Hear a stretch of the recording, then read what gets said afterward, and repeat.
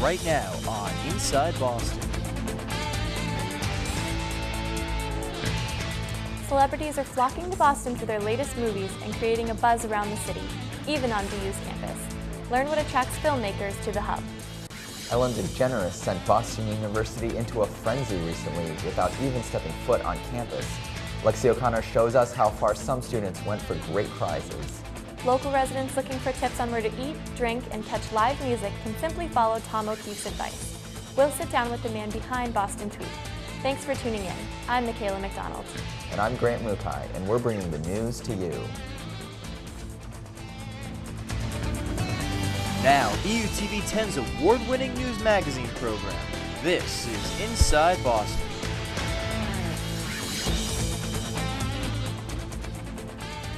Welcome to another edition of Inside Boston. I'm Michaela McDonald. And I'm Grant Mukai. Celebrities have flooded Beantown for the past few months. Many are shooting upcoming films and have been spotted mingling with fans. BUTV 10's Mike Sullivan gives a sneak peek into why Boston has become a movie hotspot. The streets of Boston were busy this holiday weekend. Those who went out for a jaunt around town may have found themselves perusing some of the same hub hot spots as numerous actors in town shooting for upcoming movies. One such corner of Newbury Street created quite a shock on Sunday for those shopping at Urban Outfitters. So I was walking out of a store in Newbury Street and I had someone open the door for me, and it was just a man. He said, "Oh, hi, I'll be your doorman today," jokingly. So I just laughed and kept walking, didn't really look up to see who it was. And my friend was with me and she immediately turned and said, "Did you see who that was?" And I said, "No." She goes, "Oh, it was Tom Cruise." So we ran back to the store just in time to see him and Katie Holmes and their daughter walking out of the store together and just continuing down Newbury Street. Cruise and Cameron Diaz were on hand this weekend shooting for their upcoming movie Wichita at the Blue Wave Bar in South Boston. However, the two were not alone, as Ben Affleck was shooting his Boston-based movie, The Town, at the First Boston Savings Bank on Salem Street. The movie trend has been going on for months, as Tommy Lee Jones shot at Daisy Buchanan's on Newbury Street in May. The increase in motion picture activity may not be because of the beautiful Boston scenery, but because of previous actions from the Massachusetts government. Because of the unions.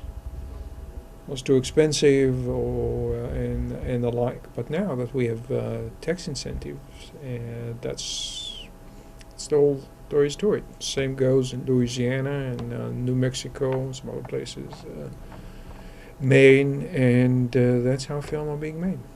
With the tax write-offs, hopefully more movie production places, like the one behind me, will be able to reopen their doors and Boston will become a booming movie city.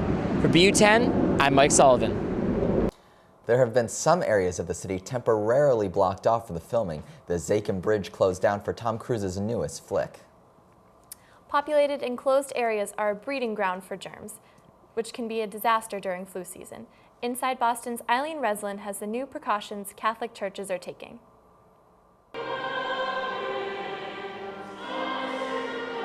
All over the world, people gather in the name of faith, but a deadly epidemic is threatening this holy practice. Swine flu concerns has made its way to the altar, and church officials are advising parishioners to take notice. Some concerns that the Archdiocese has regarding distribution of communion or regarding the sign of peace that we have during Mass. And one of the things that they've suggested is instead of exchanging a sign of peace with a handshake, you simply look at that person and nod to them. Roman Catholic traditions such as the shaking of hands as a sign of peace have been part of the Mass for centuries. This offering tells us a sign of peace. But with the H1N1 virus rapidly spreading, priests worry a simple symbolic gesture may be too close for comfort. Spoken to the community about receiving communion, and some people are very concerned about receiving from the cup. We're just not as free to express the feelings that we have for one another in a physical way. And so there's a sadness with that. Boston University's Marsh Chapel has devoted an entire paragraph in their weekly bulletin with suggestions for a more healthy congregation. It's good to be conscious of that, for their own sake, for their own health and also health of people around them. Churches are taking further precaution by changing not just what churchgoers do, but also what they see. Parishes are putting these by the communion table. I think it's a very respectful way to make sure that we can still maintain the health of the community. So what's more important, preserving your faith or preserving your health? With the spread of swine flu in the recent months, churches worldwide have changed what they've done for years in order to make sure that the swine flu does not take one of its beloved followers. For BUTV 10, I'm Eileen Wrestling. Church officials say they will wait until later in the winter season to determine if these changes will become mandatory. For now, they advise churchgoers to use their best judgment.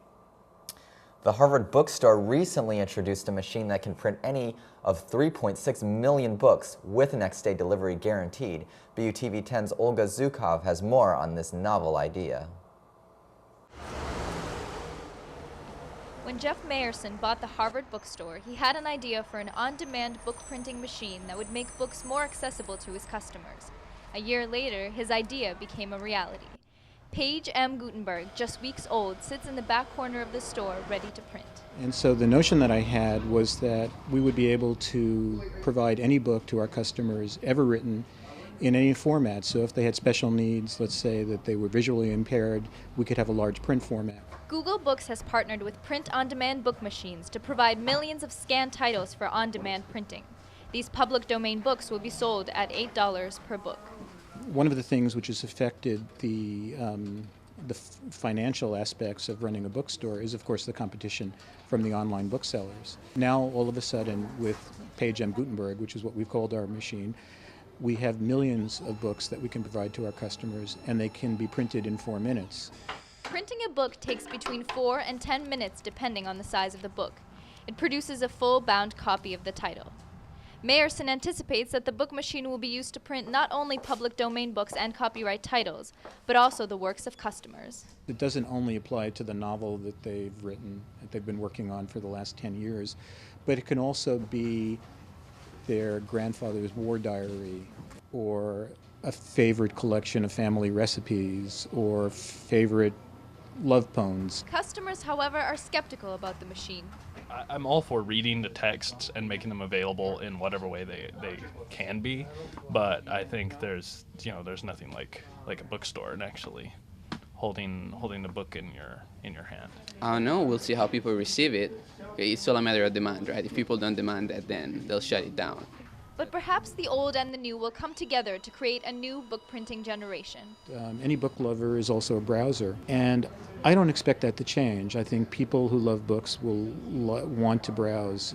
But you can imagine that more and more bookstores will become like showrooms where you can browse the titles and say, I like that one, and we'll say, okay, we'll print it for you right now. She's here all the time. She doesn't actually go home at night. You can come and have a book printed, or you can come and watch a book being printed. I would say it's an extraordinarily well-behaved machine. To meet Paige for yourself, take the Red Line to the Harvard T-Stop. To learn more information or to browse the list of available titles, visit harvard.com. For Inside Boston, I'm Olga Zukov. More books are being added every day. Coming up, find out how Ellen DeGeneres sent Boston University students running for Red Sox in costumes, all in the name of some great prizes. Later, our own Eric Leist sits down with Tom O'Keefe, the man behind Boston Tweet, who keeps Boston residents informed about news and hot spots in the city. Keep watching.